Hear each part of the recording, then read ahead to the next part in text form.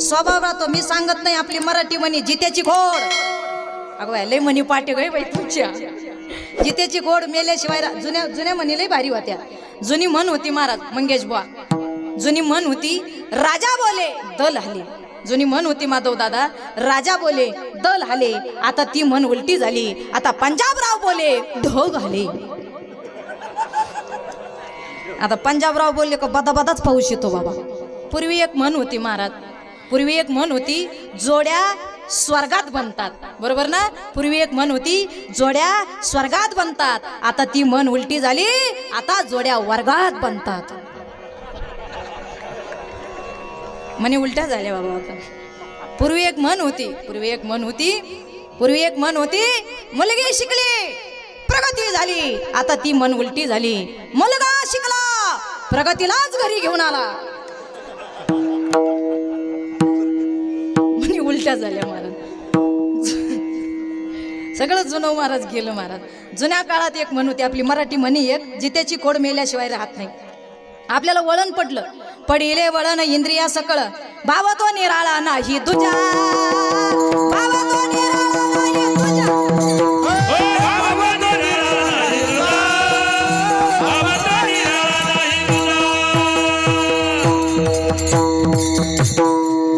पडिले वळण इंद्रिया सकळ, भाव तो निराळा नाही तुझ्या, भाव तो निराळा नाही तुझ्या, नाही तुझ्या, नाही तुझ्या.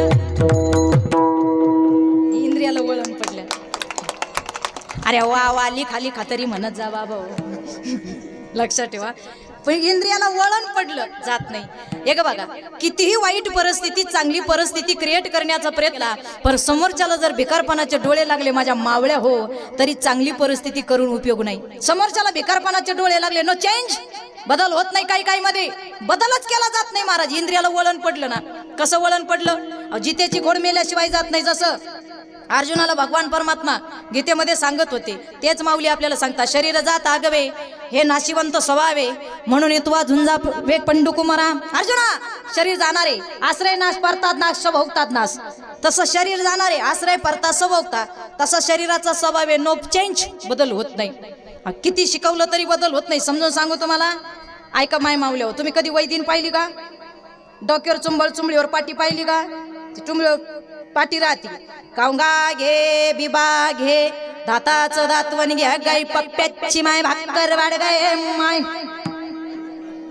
आता आली का डोक्यात का ग? बरोबर आहे की नाही? जमलं का मला? जमलं जमलं आता जमलं का? जमलं जमलं. ते माझ्यान बरी झाली इकडे इकायला आली नगर जिल्ह्यातून. लक्षात ठेवा महाराज, ती वैदिन आणि तिची मुलगी बिझनेसला निघल्या. मुलगी शार्पनेस होती. ती म्हणे मम्मा, अगं एकाच गल्लीत जर आपण गेलो, तुझाही बिझनेस नाही माझा बिझनेस नाही. आई म्हणे माय माझं लेकरू तुला हुशार झालं. मग खालच्या गल्लीला तू जाय, वरच्या गल्लीला मी जाते, एकाच टायमाला दोघींचा बिझनेस होईल. वाव. आई म्हणे माय माझं सोनं लयच मोठं झालं, माय लय डोक्यान खेळायला लागलं. मग म्हणे माय लयच भारी हुशार. आई गेली मोठ्या वरच्या गल्लीला आणि पुरगी गेली खालच्या गल्लीला. पुरीनं आपल्या डोक्यावर पाटी, चुंबळ त्याच्यावर पाटी, त्याच्यात कांगा बिबा घेईल आणि पुरगी लागली कांगा घ्या बिबा घे विकायला. आता वैदिन तेच विकीन. ती वैदिन ताई, वैदिन दिदी, वैदिन मावशी ती विकायला लागली. पण योगायोग असा झाला, त्या दिवशी प्रजेला पाहिला राजा रथात बसून आला. त्या रथातून पुरगी पाहिली व ती वैदिन मावशीची मुलगी. पण पुरगी लई नक्षत्रासारखी होती बायाव. अगं चवळीच्या शेंगासारखं लेकरू होतं ग. नाकाला शेंडा, कुरळे कुरळे केस, गोरे गोरे गाल. बाई माणसानं पाहिला तर माणूस उभाच राहील एवढी भारी पुरगी. एकदम ब्युटिफुल स्मार्टनेस मुलगी, सुंदर अप्रतिम लावण्य त्या मुलीचं. अरे साधे माणसं दुकानात गेले वाशिमला कपड्याच्या, प्लॅस्टिकची बाई पाहिली तरी असे गपक्यात उभे राहते. प्लॅस्टिकची बाई पाहिली तरी उभे राहते बाबा. आणि मग ती हल्ली नाही डुलली का मग त्याचं ठिकाणीवर राहते. येतं प्लॅस्टिकची, मग निघत होती पुढं महाराज. इथं प्लॅस्टिकची जाम करी, तिथं हे ओरिजिनल होती. विठाला विठाला विठाला. तिला पाहिलं, राजाला इतकी आवडली, राजानं रथ थांबवला, रथातून उतरला आणि त्या मुलीला म्हणे wow, very nice, very wonderful. अगं काय स्मार्ट आहे, किती सुंदर आहे. ती गडबडली. ती म्हटली तुम्हाला वा मारायचं औषध देऊ का? पोरगी गडबडली ना महाराज. तो आणि मूर्ख आहेस का काय, मला तू खूप आवडली. अगं किती सुंदर आहे ग तुझं, किती रूप सुंदर आहे ग, किती गोड दिसतेस. ती म्हणे मग तुम्हाला लिका काढायची फणी देऊ का. राजा बधीर झाला. राजा म्हणे महामूर्खाची जत्रा. अरे काय कळतं का तुला, अरे या प्रजेचा मी राजा आहे, अनमॅरिड आहे, माझं लग्न नाही झालं, मला तू लई आवडली ग, लई सुंदर आणि खूप गोड आहे तू दिसायला. ऐक ना माझ्याशी लग्न करतीस का बोल. तिला डांबरी सडकावरच प्रपोज केलं बा गल्लीत. ती आत्ताची असती तर ती म्हणली असती wow very nice proposal Rajesh साहेब, wow wow wow very nice, yeah yeah yeah I am married, I am yes yeah. ती म्हणली चला चला राजे साहेब लग्न करून घेऊ आणि पप्पाला व्हॉट्सअपवर मेसेज देऊ. ती आत्ताची नव्हती, ती त्या काळातली होती. ज्ञानोबा तुकोबा आणि शिवाजी राजांना मानणारी होती. ती म्हणे राजा खूप जड पाटी झाली रे, थोडा हात लावू लागतो का. त्याला वाटलं वा आपलं प्रपोजल हिनं स्वीकारलं, ओके ओके. ते लई मूडमध्ये आलं, त्याने हा पाटीला हात लावला खाली ठेवलं. तिनं जे पदर घातला, महाराष्ट्राची वाघीण होती, जे खावला कमराला, आणि बाईनं कमराला पदर खावला का चांगले चांगले जाम होत्यात महाराज. वावरात भांडणं असू द्या, गल्लीत भांडणं असू द्या, नवरा म्हणतो पाहिजे मला बोलले, तुम्ही वाबर माग चला, वा मागे चला, काय म्हणणं ये पुढे ये. ते पुढचं पळूनच जातं बाबा. ते म्हणतो नको बाय माणसाची नादी लागायला. ते राजाला लय आनंद झाला, यायला आपलं प्रपोजल स्वीकारलं म्हणे येणार, ते लय आनंद झाला. पण तिनं जे पदर खावला आणि बोलायला लागली महाराज. राजा अरे प्रजेनं निवडून दिलं, राजगादीवर बसल्यावर कसाही बोलतात का, कसाही वागतात का. ही महाराष्ट्राची भूमी म्हणजे ज्ञानेश्वर महाराजांची, ज्ञानोबा तुकोबाची, धर्मवीर संभाजी राजांच्या पदस्पर्शानं पवित्र पावन झालेली भूमी आहे. अरे रणांगणी जिजाऊ माता जिने दिला महाराष्ट्राच्या मातीला शोभादाता. त्या महाराष्ट्राच्या मातीतली मुलगी आहे. अरे जेव्हा जनाबाईचं असणारं जीवन चरित्र वाचा, जनाबाईला दळू लागायला माझा देव आला, त्या महाराष्ट्रातल्या मातीतली मी मुलगी आहे. माझ्या नामदेवरायाच्या कीर्तनात देव नाचतो आणि देवळ फिरवतो, त्या महाराष्ट्रातल्या मातीतली मी मुलगी आहे. जिंद हिंद विश्वराज्य संस्थापक छत्रपती शिवाजी राजे माझ्या तुकोबरायाच्या कीर्तनाला जाऊन बसतात, त्या महाराष्ट्राच्या मातीतली मी मुलगी आहे. अरे जमाला समाजाला खाऊ घालणारे आणि स्वतः उरलेलं पत्तरवाळीतलं अन्न खाणारा गजानन बाबांच्या महाराष्ट्राच्या मातीतली मी मुलगी आहे. अरे धुंदीत कोणत्या आहे राजा, महाराष्ट्र ही ज्ञानोबा तुकोबाची भूमी आहे.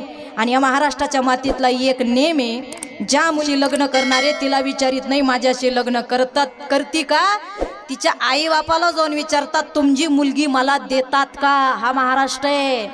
तुला जर मी आवडले असेल आणि तुझ्यात जर धमक असेल, माझ्या बापाची परवानगी काढ, आणि त्यांनी परवानगी दिली तर हे मुलगी एका गुडघ्याला बाशिंग बांधून तुझ्याशी लग्न लावायला रेडी आहे. बोल माझ्या आई बापाची परवानगी काढतो का.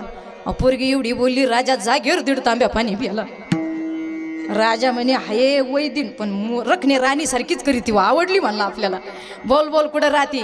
ती म्हणे वैदूवाड्यात 3 नंबर गल्लीत घरे जाय माझं. राजा रथात बसला, पुरीनं पाठी घेतली, धंद्याला गेली, राजा वैदूवाड्यात गेला.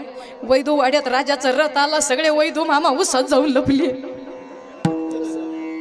वैदूच सापडा ना. ते वैदू मामा म्हणे आम्ही गोरगरीब माणसं आहे, आम्ही कोणाचं कुत्रं नाही चोरलं, मांजर नाही चोरलं, आणि इकडं काय आलो बा. ते वैदू मामा घाबरले आणि त्या मुलीचं नाव विचारलं, घरी गेला, दाराला थाप मारली. अरे त्या माणसानं स्वतःला घरात कोंडून घेतलं. राजा का आला, दाराला थाप मारले, दार उघड. काय झालं राजे साहेब, काही झालं का. नाही नाही मला मुलीबद्दल थांबा, गरीबाला इज्जत आहे, माझ्या लेकराचे 2चे 4 हात व्हायचे, जर तुम्ही काही बोलले आणि डागला गेलो माझ्या चिमणीचं लग्न नाही होणार. याला म्हणतात महाराज गरीब आणि गरीबाची इज्जत. ठीक आहे, घरात घेतलं, कवड लावलं. काय झालं राजे साहेब. काही नाही, मला तुमची मुलगी आवडली. बर मला तुझी मुलगी पाहिजे, तुझी मुलगी मला दे आणि मला तुझा जावई करून घे. एवढं प्रपोज ठेवलं महाराज. अरे बाबा एवढं प्रपोजल ठेवल्यावर त्या वैदू आम्हाला काहीच कळा ना, त्यांची बुबडी वळली. ते म्हणायचे राजे साहेब तुम्हाला घोंगडं पाजितो आणि पाणी आथरितो. ते उलटच बोलायचे महाराज. ते म्हणे तुम्हाला घोंगडं पाजितो पाणी आथरितो. राजा म्हणे देता आली तर पोरगी दे, नाही तर उद्या होणार नाही. होते वैदू मामा पण हुशार होते. वैदू मामा म्हणे श्रीमंताचं मूड कधी जाईल सांगता येत नाही. राजे साहेब झालं तर आज 5 वाजताच लग्न लागेल. राजा म्हणे इथंच मुक्कामाला राहतो. राजा बोलले दल आले तिथं काही कमी. अगं पटापटा कॅटरिंगवाले पटापटा महाराज सगळं नियोजन केलं राजानं. 4:45 तर महाराज गावात नवरदेव आला, नवरदेव मिरून आला, येणं हार घातला, तिनं हार घातला, 5 मंगलाष्टक झाले आणि वैदिन माणशीची राणी झाली ग. राणी काय पाहत्यात बाय खेळ. वैदिन महाराज दिदीची राणी झाली. काय सांगू बाई, अशा मोठ्या रथात बसून गेली. एवढा मोठा वाडा बाई, तिला रोज एक एक गल्ली हिंडायची सवय. तिला कुठं करमत. ती ह्या गल्लीत घुसली का त्या गल्लीत निघायची. त्या राजवाड्यात तिचा कोंड मारा झाला. ती इकडून घुसली तिकडून निघायची, तिकडून घुसली का मधातच निघायची. बरं, रोज तिला पाठी घेऊन म्हणायची सवय, दाताचं दातवन घ्या ग कुणी, कुंकू घ्या कोणी काळ,